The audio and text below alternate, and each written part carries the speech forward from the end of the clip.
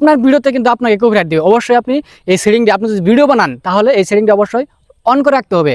আমি এই যে এখানে ঢুকবেন, প্রথমে প্রফেশনাল ড্যাশবোর্ডে যাওয়ার পরে এখানে দেখতে পাচ্ছেন কন্টেন্টে যাবেন। কন্টেন্টে যাওয়ার পরে উপরে দেখতে পাচ্ছেন সি লেখা, এখানে দেখতে পাচ্ছেন এই যে ডাক দিতে হয় আপনাদেরকে,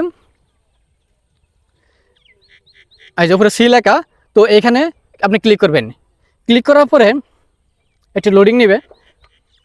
লোডিং নেওয়ার পর দেখতে পাচ্ছেন যে সাইডে হলো প্রোটেকশন, এই যে এগুলো প্রোটেকশন। আপনার আইডি যদি প্রোটেকশন না থাকে তাহলে কিন্তু আপনার ভিডিও কিন্তু অন্যজনে ছাড়বে, চুরি করে ছাড়বে। সেক্ষেত্রে দেখতে পাচ্ছেন এখানে আমার যে ভিডিওগুলো আছে সব প্রোটেক্টেড লেখা।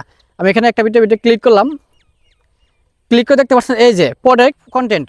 তো আপনি যদি এটা অফ রাখেন তাহলে কিন্তু আপনি যদি ভিডিও ছাড়েন সেই ক্ষেত্রে কিন্তু সেই ভিডিও যদি অন্যজনে ছাড়ে তখন কিন্তু অন্যজনে কিন্তু আপনাকে কপিরাইট মারতে পারে। তো আপনি এটা অবশ্যই চালু রাখবেন। এটা যদি চালু রাখেন তাহলে কিন্তু আপনাকে কি হয়, মানে যে কপিরাইট যে ওটা দিতে পারবো না সহজেই। তো অবশ্যই আপনি প্রোটেক্টেড কন্টেন্ট অবশ্যই এটা আপনি চালু রাখবেন। এটা যদি না চালু রাখেন কিন্তু যখন তখন দেখবেন আপনার আইডি ব্যানিশ। কারণ হলো আপনার ভিডিওটা লোড করার পরে আপনার ভিডিও হারিয়ে দেখবেন যে আপনাকে কপিরাইট মারছে। তো ভিডিওটি অবশ্যই বেশি শেয়ার করে দিবেন যাতে এই বিষয়ে সবাই সচেতন থাকতে পারে।